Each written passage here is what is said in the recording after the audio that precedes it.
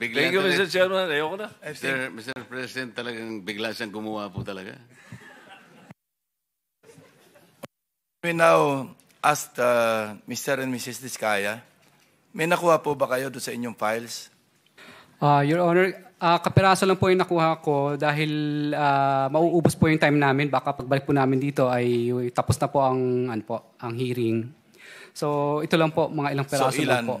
Mga ano lang po, 2 USEC, parang 6 yatang... Pakibasa mo nga yung ledger. Apo. Bago mo i-submit sa amin, pakibasa mo lang for the record. Your Honor, okay lang po ba? Kasi baka po hilingin na lang po namin sa executive session po kasi para po sa kaligtasan po namin. At pangalawa po, hindi pa po kami... Curly, ng WPP pinangalanan po. mo lahat yung 70 na congressmen. Yung pangalan po, pwede po. Pangalan lang po. Anong diferensya kung papakita mo yung pruweba? Hindi ba parang maniniwala kami dahil meron kang pruweba dyan? Kasi kung sinabi mo lang mga pangalan, wala ka namang backup document, hindi kami maniniwala basta-basta. So bakit kailangan ng executive session? Binanggit mo na nga yung mga pangalan. Ano pang kinatatakot? Mas nakakatakot yung nagbanggit ka ng pangalan, wala ka namang pruweba. Kesa doon sa nagbanggit ka ng pangalan na may pruweba, kasi sila matatakot sa'yo. Your Honor, kadalasan po kasi kapag nagbabanggit po kami dito, minsan po nagagamit po ng iba't ibang ahensya para kasuhan po kami. Hindi pa po kami... Nevertheless, you will submit that to the committee, di ba? Kasi may subpoena to Stecom kami. Yes po, Your Honor. O kindly submit it to us. Mr. Chair? Yes, Senator Risa. Salamat, Mr. Chair. Kung pwedeng itanong kina Mr. at Ms. Diskaya kung yung 2 dokumentong isusumite nyo na sa komite also covers projects na pinasukan ninyo with government mula 2016 hanggang 2022. Your Honor, pinasa na po sa inyo po yun nung misis ko po, yung hiningi po ninyo na subpoena po para doon sa company niya. Naipasa na po yun. Pero meron din po kami extra ngayon dito. Di po. So categorically... Ay, di pala dala. Kasi ang sa pagkaalam ko po, hindi nyo pa sinasubmit yung ledger or list nyo ng mga proyekto mula 2016 to 2022. Paki-confirm lang, Ms. Diskaya. Naipasa na, di ba? Ako ba? Or si Curly? Ako. Oo. It was attention to me, the letter. So I passed it. Kailan yan? October 21, it was received by the Senate. Lahat ng documents except for the ledger kasi I don't have any personal knowledge on the ledger na hawak ko. So including po projects from 2016 to 2022 until 2025. Up to present. Okay po. So including 2016 to 2022 for Alpha and Omega. Projects. Alpha and Omega as requested by just the Senate. for Alpha and Omega. Hindi po, okay, good po kung nasubmit nyo na yung Alpha and Omega from Yes 2016 to 2022. Pero Yes. ang hiningi ko po nung hearing na iyon ay mga proyekto ng lahat ng mga kumpanya nyo I from was just 2016 complying to 2022. whatever was on the list that was requested from Alpha and Omega. Then, Mr. Chair, I welcome na nakapag-submit na po sila for 2016 to 2022 partial. So, standing pa rin po yung request ko that they submit the other projects ng iba pa nilang mga kumpanya besides Alpha and Omega still for 2016 to 2022, Mr. Chair. So, kindly submit the ledger and can you now name the personalities na related sa ledger na dala ninyo, ledger or voucher?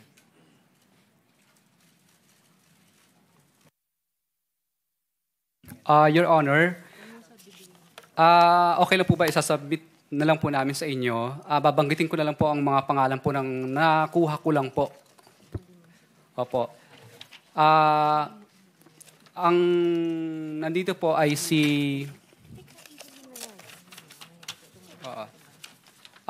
si Kong Roman Romulo, si Kong Marvin Rillo, si Kong Dean Asistio, si Kong Patrick Vargas, si Kong Marivic Pilar, si Kong Jojo Ang, si Yusek Terence Calatrava, si Yusek Bernardo. Ito lang po ang naano ko po. Amounts at saka dates. Ay, okay lang po, Your Honor, kung ano na lang po, executive session na lang po para po sa... Submit na lang. Alam mo, subpoena... Ay, isasubmit na lang po namin po. Ito po. Submit. Ganun din yan, bababasa rin. Basahin mo na lang. Marami. Hindi ako makarelate sa'yo. Your Honor, okay lang po ba Nandiyan na yan. isubmit ko na lang po kasi masyado pong mahaba. Never mind. Ganun din yan eh. Pahirapan pa, may pang magbabasa.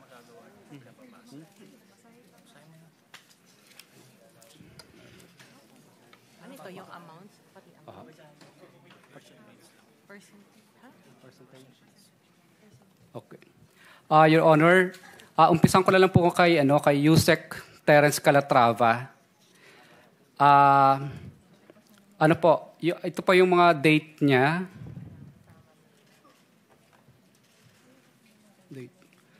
Ang date po niya is December 11.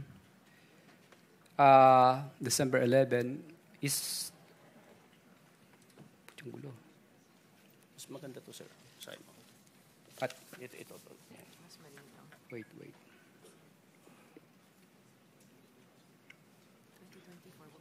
Ito.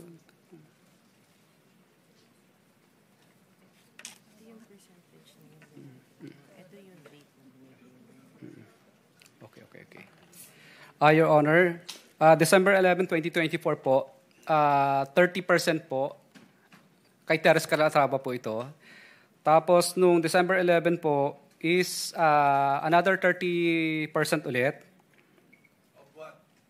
Of ano po to, parang 100 million at saka 50 million. 30% of 100 million. Yes po, Your Honor. And then, March 25 is another 15 and 30%. May project yan naka-indicate kung anong project. Yes, Your Honor. Oh, sige. Anyway, sige, proceed. March 31 is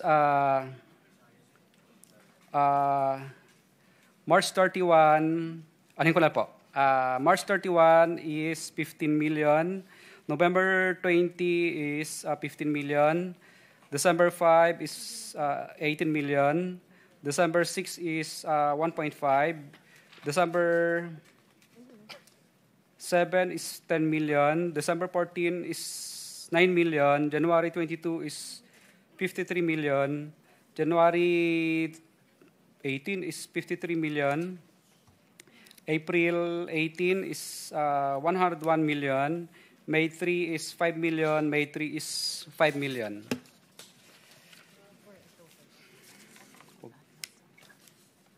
Lagi tayong total.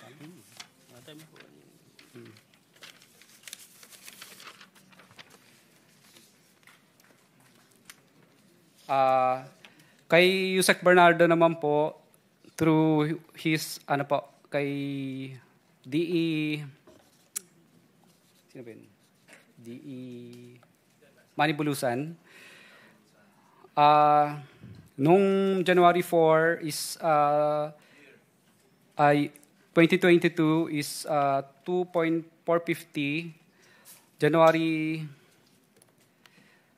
January 12, 2022 is 3.675.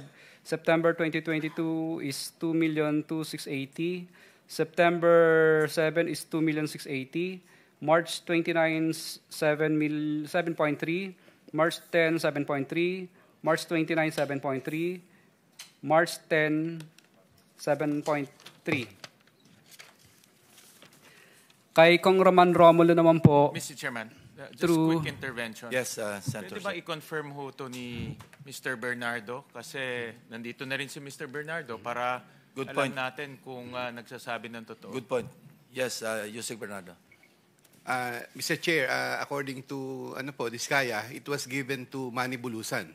So, kung ako man po ay mayroong alam dito, I have to match with my records. Because pagka po ako ay mayroong ganyan, as I stated earlier, meron po akong proponent. Meron pong project na katumbas yan. So, I will have to match that with the projects if really it's true. However, considering that it was given to Bulusan, I will have to with Bulusan. Yun po, Mr. Chair. Pero Mr. Bernardo, may binibigay sa inyo si Bulusan na pera. Meron po akong nabanggit kanina na meron pong proyekto na si Manny Bulusan po ang katulong ko. Ima-match nyo lang kung yung sinasabi ni Mr. Diskaya match doon sa binibigay ni Bulusan. Titignan Pero ko- ang tanong ko, mayroong binibigay sa inyo si Mr. Bulusan? Meron po, Mr. Che, kasi nga po, nabanggit ko po na there were projects with the proponents that I'm taking charge sa Manny Bulusan po. Nung binigay sa inyo ni Manny Bulusan, sinabi ba niya galing kay Mr. Diskaya? I'm Wala sure po. sasabihin niya. Hindi naman pwede magbibigay lang siya ng pera sa inyo na walang source. Hindi ko po maalala kung gano'n, Mr. Chair. I still have to match this with Never, meron naman po. sa dami niyang binigay ho sa inyo, never sinabi ni Bulusan, galing ho to kay Mr. Diskaya? Mr. Chair, si Bulusan po ang binigyan niya, hindi po ako. Oh, So, hindi ko po maalala kung kailan sinabi ni Bulusan sa akin yon. When I have to match this with hindi nyo Bulusan naman, po. dinideny nyo na galing kay Mr. Diskaya o hindi nyo lang humaalala na kailangan Hindi ko nyo po i-check? maalala, Mr. Kailangan Chair. nyo lang i-check? Yes po, Mr. Chair. Okay. Okay po. Your Honor, okay lang po ba? Bago ko po ituloy itong kay Kong Roman Romulo, baka po pwedeng magtanong ako kung kumustahin ko sana yung status po namin sa WPP kasi That's beside the point. You have to settle that with the DOJ, not with the Blue Ribbon. okay lang po. Tanong ko lang po sandali ang abogado ko. Sige. PG, Padulyon.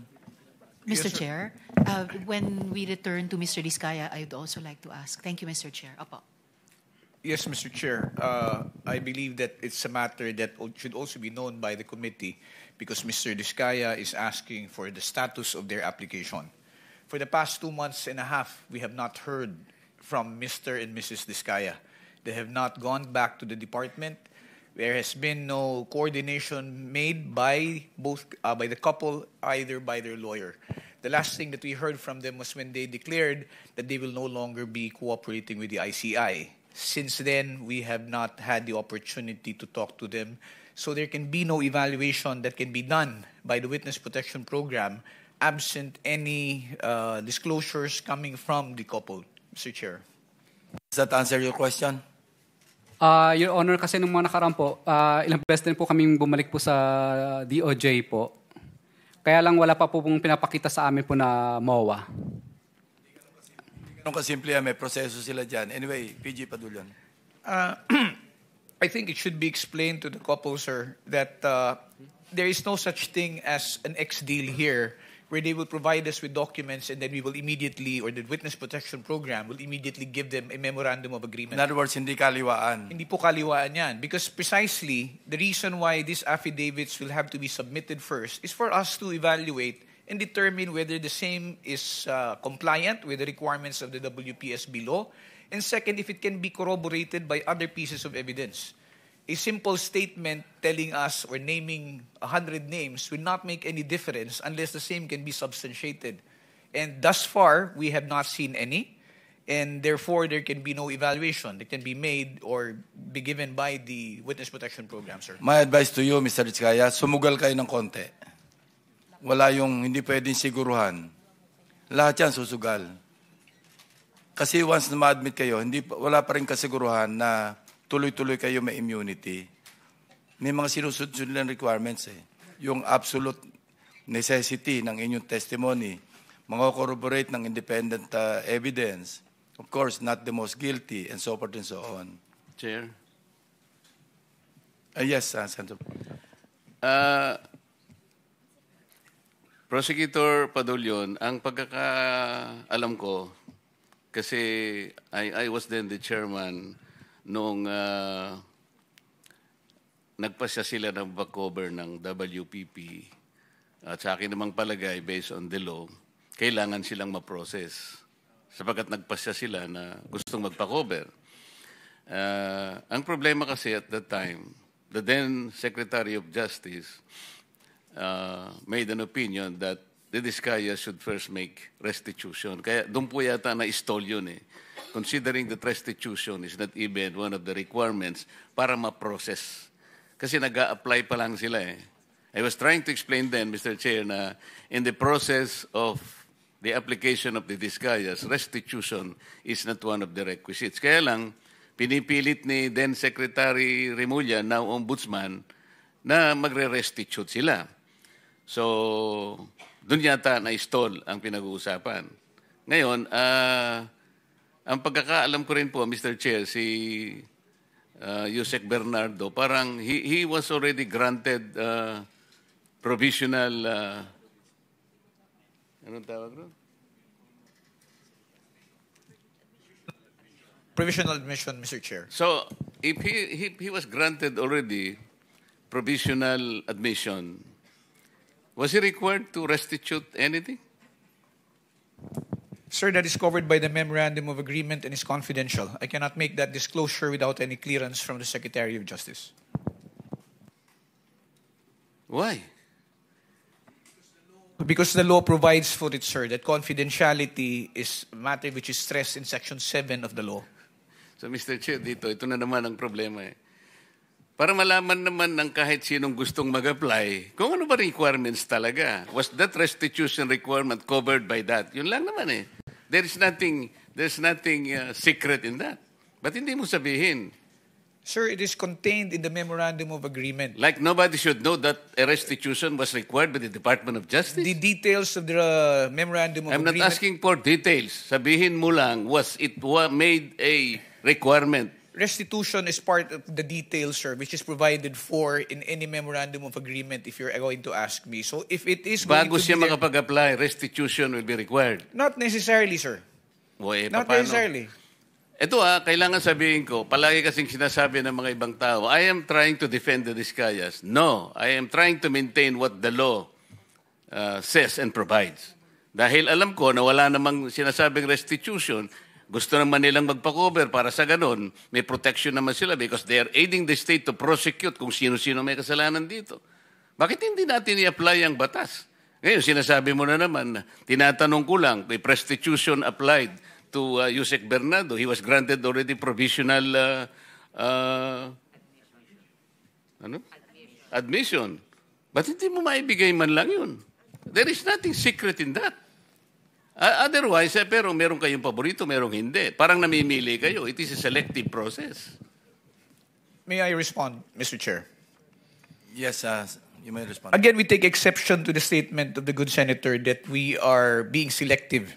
The process of application... Yun ang ginagawa the process mo of application, making a sir... selective application of the law. Sinasabi natin, walang requirement ng restitution. Will you agree? I agree, sir. It is not explicitly stated in the law. It is not explicitly stated in the law, but... It is not explicitly stated in the law, but you're requiring them to restitute. No, sir. Let me just explain, if you will allow me to finish. There is no explicit provision in the law calling for restitution. However, there is a memorandum of agreement whereby terms and conditions can be stated therein. And if there is agreement as to restitution, alam mo, yung the same can memorandum be of included. agreement, hindi siya kasamang restitution. Yung pagka siya na-admit na as state witness, kaya mo lamang siya lalagyan ng memorandum so that he can cooperate with the DOJ in prosecuting this case. Precisely, Huwag mong sir. iisipin na i-include mo yun sa memorandum. You are deviating from the law itself. There is no deviation, sir. Sabihin mo sa akin kung anong provision that the memorandum will require restitution. There is nothing in the law, again, which states Ito that... yung problema ninyo. Palagi kayong ganyan kung makipag... no, sir, we're being very candid with the And then sasabihin nyo, committee. take exception. Kayo ang nagte-take exception, pati batas binabago ninyo. No, sir. If the Discaya couple would want to be admitted, all they had to do is go through the same process. But it's not a matter only Pumunta na sila. Yes, sir. But they have not... Alam mo, si Secretary Boying Remulla ang nandito. Nag-uusap pa sila dito. Okay? Sabi niya sa mag-asawa, Mr. Discaya, sige, bukas na bukas, isama mo yung asawa mo, magkikita tayo sa din. Nandito pumunta siya rito. Kaya ang palagay ko noon, processing lang naman. If they will not qualify, okay lang sa akin yun. But, hindi nga sila natuloy sa process because they were required restitution. Kaya ang nakikita ko dito, merong blocking. Di ba? Napakasimple na pinag-uusapan natin, Prosecutor Papadulyon. Huwag na nating i-complicate ito. We apply this law to everybody. Ngayon, tinatanong ko lang, okay lang naman kung qualified si Yusek Bernardo. I have nothing against Yusek Bernardo. Okay lang. Tinatanong ko lang, para yung application ng batas, parehas lang. So, halimbawa, kung wala namang restitution si Yusek Bernardo, why will you apply restitution to these people? Sir, we did not. That was a statement made by former Secretary Rimulya. When they were referred to Department of Justice for processing, it was because there was a legislative inquiry which was going on. And the Diskaya couple, during the time that they were testifying, stated that they wanted to be provided security and protection. Immediately after they went to the department, said security and protection was provided to them without any consideration yet as to their application into the program. The evaluation for purposes of being considered in the program is a different process which has not been completed. That is the reason why they have not yet been considered as possible state witnesses in the cases. It was which are never pending. completed because you were insisting on restitution. Drop it. Para sa ganun, kung mag-a-apply sila at kung qualified sila, pagbigyan ninyo. Yun lang ang ano dyan. No, sir. Again, let me disabuse the mind of the good senator. There is no requirement that for purposes of processing, they will have to go through or they will have to make restitution. Yun nga because it will sinabi ni still go Boying through Rimulya. evaluation. Sinasabi ko sa iyo, yun ang sinabi niya sa press conference niya. Sinabi niya yun eh. Alam mo, mag-a-apply lang eh, sinasabi ko. Kung ang restitution mangyayari at the end of, let's say, napakita talaga na meron silang pananagutan sa batas. Later on, restitution is talagang kailangan. Pero nag-a-apply lang yung tao eh. Kaya nga, Witness Protection and Benefit Program. There is no reason to burden these people for another requisite which is not even in the law. So, kung qualified sila, i-process natin. Kung nag-qualify, salamat. Kung hindi sila nag-qualify, wala tayong magagawa. Mr. Chair, it is not as if the reason why they are not being processed is because of the restitution that you mentioned. The fact is... Prosek, ang sinasabi ko, hindi, yun ang naging unang dahilan kasi, kaya siguro nabanggel ito. Maraming procedures dyan. Kaya lang, ang sinasabi ko, ang pinipilit kong ipaintindi sa iyo, ay yun doon pa lang doon pa lang na-stop na eh, sapagkat pinilit ni Secretary Boying, mag-restitute ka muna. Eh sabi ko, nawala na. Mr. Chair, kung ang gagustuhan po ng Diskaya couple is makonsider sila o ma-process sila, let's take away the aspect of restitution. But they have to comply first with the requirements, which is the submission of the affidavits to justify the department being able to evaluate the same. Let's not talk about restitution. Tapos na. Okay na yun. So wala nang restitution. Mr. Diskaya, Ms. Diskaya, kung talagang gusto nyo at kung gusto nyo mag-apply talaga, ayun, wala nang restitution, pero kailangan mag-qualify kayo. Kung hindi kayo qualified, wala tayong magagawa. Mr. Chair, may I interject? Yes. Vice Chairman is recognized. I just want to be clarified, PG Fadulyon. Ano ba talagang gusto ng DOJ to be mabigyan ng restitution immediately? Kasi may sinasabi ni Senator Marcoleta, there will be a process. What is your stand here? Sir, my position is this, if I may. Restitution, Senator Marcoleta is correct when he pointed out that restitution is not a requirement under the WPSB law. Okay. It is, as I said, it is not explicitly stated there. However, when the process of when the witness who applies to be admitted into the program is evaluated, and for example they qualify, their qualification is now subject of a memorandum of agreement between the department represented by the secretary and the applicant. Now, in the memorandum of agreement, there are terms and conditions that may be agreed upon or imposed by the parties. And restitution is part of them. If I may be allowed to explain further, kung halimbawa po, meron po tayong witness na nag-a-apply sa programa, at sinasabi na nila, I am remorseful, ako po ay nagkamali, ako po ay nakakatanggap ng pera, naggaling sa nakaw o hindi sa matamang paraan, at ito po ay sosoli ko, sasabihin po ng department, hindi naman kasi part ang restitution dito, so hindi mo kailangan magsoli. Kaya po yan, inilalagay sa memorandum of agreement kung meron man, para lamang po masiguro din ng department na at least kung meron pong ill-gotten wealth, or if a person is unjustly enriched, monies will be returned back to the coffers of government. Remember, sir, if one is covered under the program, one of the results would be if there is a case where they will be testifying as a witness, they will not be included in the information anymore. And if they're not included in the information, it means they have no criminal liability, and forfeiture will not lie as against them.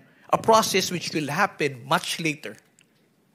Okay, so Republic Act 6981, PG Padulyon, Section 5, it states na to comply with legal obligations plus to cooperate with respect to all reasonable requests. Ang tanong ko po ngayon, ano ba ang mga unreasonable sa pagbabalik na ninakaw na yaman? Can you give me some? Let me just be clarified, Mr. Chair. Ano po ang magiging, ano ang reasonable kung magbabalik po? Kasi ang sabi, legal obligations, reasonable requests. So it's a reasonable request. Pero it doesn't mean to say na you are, it's their obligation. Is that correct? Yes, sir. Kasi po, kasama po yan dun sa pagpapakita po ng pagsisisi nung kung sino man pong aplikante na sinasabi niya, kung ako po ay may nakuhang yaman sa pamamaraan na hindi po legal, at ako po ay humihingi ng kapatawaran, at ako po ay willing na tumistigo, at isosoli ko po. Natural po, ipapalagay po natin yan sa loob ng Memorandum of Agreement, at yan po ay mapupunta sa gobyerno.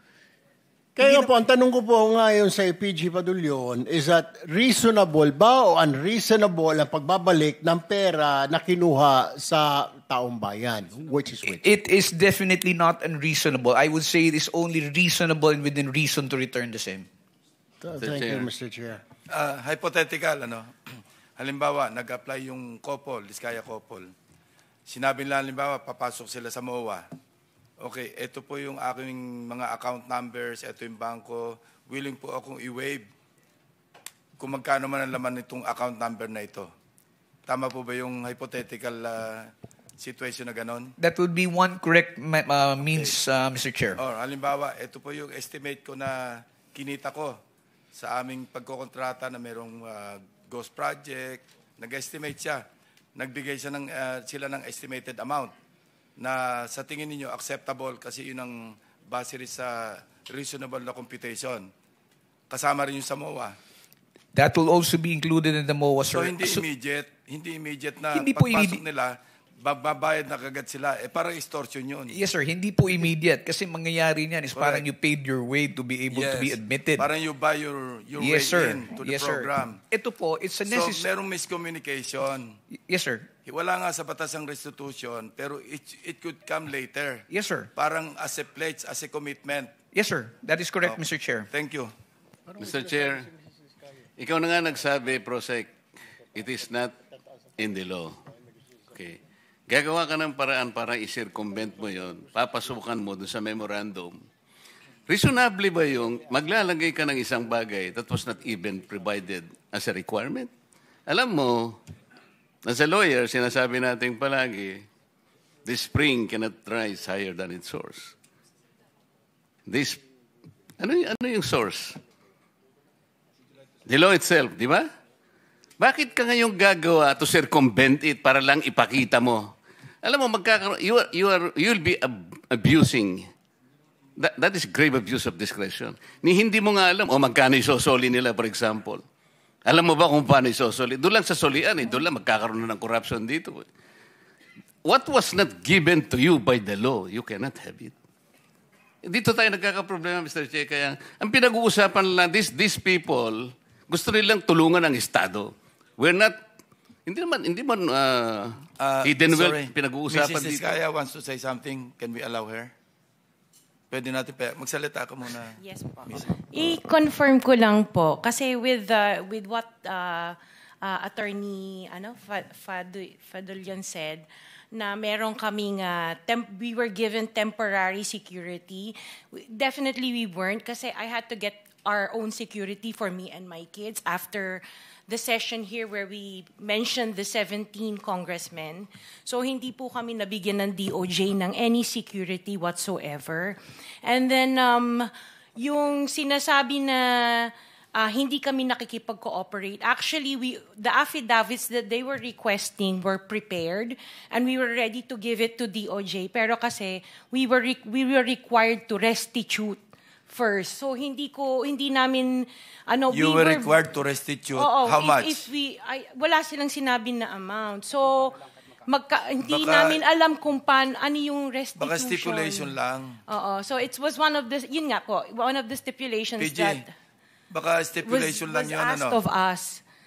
Mr. Chair, I am not privy because I am not part of the ones who've been talking Yes. to and communicating Yes po, with the opo. Diskaya couple. So I will have to validate that information, Mr. Chair, as to whether or not So- restitution was made a condition. Maybe you can renew your application. Actually, hindi din Puntahan nyo kami... na lang si PG Padulyon. Opo, hindi na po kami, we are 100% trying to cooperate with whatever is asked of us.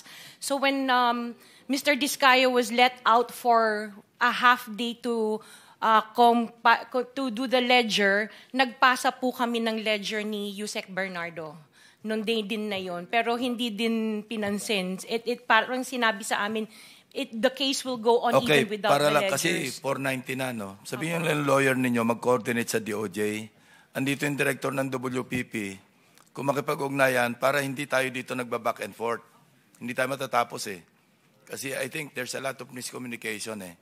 No, iba yung interpretation, iba yung interpretation. Yes, so, Mr. Senator Chair. Risa, you're about to... Yes, salamat Mr. Chair. Since sinabi ni Ms. Diskaya na gusto nilang mag-cooperate 100% sa mga investigasyong ito, just to make of record explicitly, bukod po sa sinabmit na nilang mga proyekto ng Alpha and Omega 2016 to 2022, iniintay pa po ng komite yung mga proyekto 2016 to 22 ng St. Gerard, St. Timothy, Amethyst Horizon, St. Matthew, Great Pacific Builders, at Elite General Contractors. Plus po, yung mga joint venture agreement projects ng mga Diskaya taong 2016 hanggang 2022 din, Mr. Chairman. Salamat po. Thank you. So, salamat Mr. Chair at siguro baka magkakaroon ng panibagong pag-asa yung mag-asawa na ito. Pero Prosec Padulyon, huwag mo nang ipipilit yung restitution na yung ilalagay mo sa memorandum. Mali yun. Para matuloy. Kasi nag-a-apply lang naman eh. Baka naman, ang totoo niyan kahit, Mr. Chair, Actually, hindi outright yung restitution. Parang pledge yan eh. Parang willing kami mag-restitute. Parang ganun lang. Hindi outright kasi pagka-outright, parang extortion yun. Hindi, maski na yung pledge eh. Wag na muna nating ilalagay kasi parang nababahiran ng ano eh. Unang-una, hindi nga natin alam, magkano ba yung re-restitute? Sino bang magkukwenta? Sino magtatago nito while nandyan yan? Paano kung halimbawa, hindi naman na kumpleto, hindi sila nag-qualify? O kung nag-qualify man lang sila as state witness, later on, nagkaroon nga sila ng konting sablay, pwede rin naman silang i-discharge as state witness. What happens to the restitution? Kaya para wala kayong sagutin, wag nyo nang ipipilit yun, wala kasi sa batas yun. Okay. I would suggest Thank that you, the lawyer Mr. of the Diskaya couple will just coordinate with the DOJ. Okay. Settled? Para mag-renew your application. Yeah, thank you very much. So, meron pa? Thank you, Mr. Chair. Thank you very much. PG, you want to say something pa? Sir, ulitin ko lang po, yung pagpasok ko kasi sa pag-apply sa program is voluntary. That's why we cannot coerce or force anybody who wants to be admitted. However, yung sa sinasabi lang po ni Senator Marcoleta, una-una po liliwanagin ko, hindi po ako nag-i-impose ng conditions na ilalagay sa Memorandum of Agreement. It is an agreement between the Secretary of Justice representing the WPSB and the applicant. Now, as to whether or not restitution will be included there will depend on the evaluation of whatever statements will be submitted to us. So, gusto mo talagang patagalin itong usapan na to? Pinaliwanag ko lang ho, sir. Pinaliwanag ko lang ho. Okay. So, members, would you like them to continue reading yung ledger, the contents? Sige. Continue, Mr. Diskaya.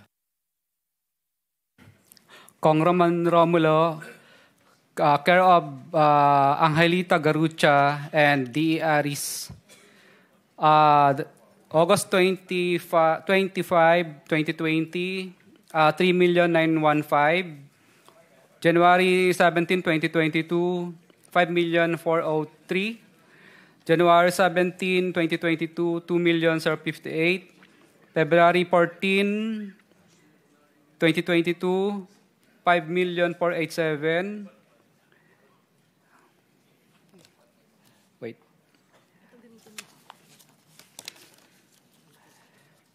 April 8, 2022, 2.6 million. February 6, 2023, 2.6. February 6, 2023, 7.2. March 3, 4.8. March 25, 9.7. March 5, 21.2. March 7, 7.077. May 30, 14,152. May 30, 14,699. Okay, Mr. Diskaya, ganito lang. Isabit nyo na lang yan. Kailan kayo pwedeng bumalik para kunin ang lahat? Papayagan uli kayo ni Senate President na lumabas ng Senado. Kasi sabi ni Sergeant at Arms, marami raw. Sabi ko, sana binitbit nyo na lang lahat, kinargan nyo na lang lahat. Your Honor, Sabi kung niyo mabibigyan niyo po sana ako wala sa detention ko. Yan nga, hindi. Kahit Sabi ko- gabi po, gagawin ko. Okay, papayagan ka namin uli. Susulat ako kay Senate President kung kailan. Pero kunin nyo na lahat, hindi nyo pabalik-balik. Gusto mo lang yata umuwi eh. Totoo po. Kasi namimiss ko na po yung mga anak ko at saka Anyway, yung bahay po namin. Sige, Oho. gagawa ko ng sulat sa kanya. Iaris na lang natin. Pakisapit mo na lang Your sa Honor, committee. okay lang po ba? Banggitin ko na rin po yung iba pang mga pangalan na nandito Sige, na dapat babanggitin ko. Hindi ko lang po babanggitin yung mga Alright. presyo nila. Yung susunod po si Kong Marvin Rillo, Kong Dean Asistio, Kong Patrick Vargas, Kong Marivic Pilar, Kong Jojo Ang. Yun po muna partial. Mr. Chairman, just a quick intervention. Yes, Senator Wing. Narinig ko kanina yung kay Congressman Romulo, may mga pangalan kang binanggit ahead. Ano mga po? pangalan nun? Kay D.A. Aris po yun, tsaka si D.A. Aristotle Ramos, at tsaka si Angelita Garucha dati. Engineer yun ang ng kausap DPWH. Yun ang kausap mo, hindi si Congressman Romulo. With ano po? Ang tawag doon sa ganun? With advice po. Yes. Pero wala kang diretso mo bang kausap si Congressman Romulo o itong dalawang tao ang kausap mo? Itong dalawang tao po na ito ang kausap ko, with ano rin naman po ni Congressman yun. Paano mo alam kung with consent? Kadalasan po, hindi po kami nakakaranas ng hirap, hindi po na mutual terminate yung projects. For example, may mga projects din po kami sa First Metro na nung hindi po kami binasbasan, ay na mutual terminate lang po ang project na yun at nalipat po sa ibang mga license. Kasi mahirap rin na merong kagaya kanina kay Yusek Bernardo na merong isang taong na may taong nasa gitna, hindi naman diretso sa kanya. Napakahirap naman na ganun yung sitwasyon dahil hindi diretso sa kanya. Observation ko lang, no, kasi base rin kanina sa nabanggit ni Mr. Bernardo. Thank you, Mr. Chairman. Mr. Chairman, singit ko lang din. So, Mr. Diskaya, may layer pa, ika nga, may tao. Na ito para kay congressman ganito. Pero sila ba mismo kumukuha o may tao? Tapos, nako-confirm ba na tatawagan mo yung mambabatas na, Sir, natanggap mo naman, baka mamaya, dinala lang sa bahay nung courier o nung tao? Kadalasan mo po, hindi naman po talaga harap sa kahit kaibigan mo na yung congressman, kahit na super friends na kayo, hindi naman po talaga siya harap sa'yo ng personal. Kumbaga, nagbibigay na lang po sila ng instruction. Kadalasan naman po talaga, ang inuutusan talaga nila, kung hindi yung chief of staff, DE, or kung sino pang pinagkakatiwalaan nila. So, yun po ang layers. Pero yung natanggap nila yung pera, tiwala ka na doon sa tao nila na, di ba pwede makausap si Kong o may pinapirma ka ba? Ito, papirmahan mo na-receive, etc. Bawal po yun kasi paper trail po yun. So, ibig sabihin po, wala talaga. At talagang walang... So, tiwala na lang. Yes po. Mararamdaman mo lang naman po yun na talagang hindi ka binasbasan kapag pinahihirapan ka na. May pahirapan kang makakolekta, pahirapan ka sa lahat, o ano po mga klase ng bagay. Pag yan na po ang naramdaman mo, ibig sabihin, yung pera hindi nakarating. Pati sa collection siguro. Yes po. Sa collection mo po, mobilization mo pa lang, mahihirapan ka na. Sa next partial collection, kahit siguro tapos mo na yung project, hindi ka pa rin makakasingil kasi hindi mo pa binibigay yung obligasyon. So yun lang ang mga senyales na natanggap nung sponsor mo o nung proponent na yung binigay mo na commission niya, natanggap niya, kaya mabilis pati Opo. hanggang sa collection. Yes po, Your Honor. At minsan po, pag nagkita po kami ng politiko na yon, minsan kadalasan po, nagkakaintindihan na po kami, hindi na kami nagtatanungan, Kong, natanggap mo na ba? Hindi na po yun. Kasi, ano na po, yung parang, alam niya na. Ibig sabihin, parang hindi siya umaangal. Okay. So senyasan na lang. Opo. Maraming salamat. Thank you, Mr. Chair.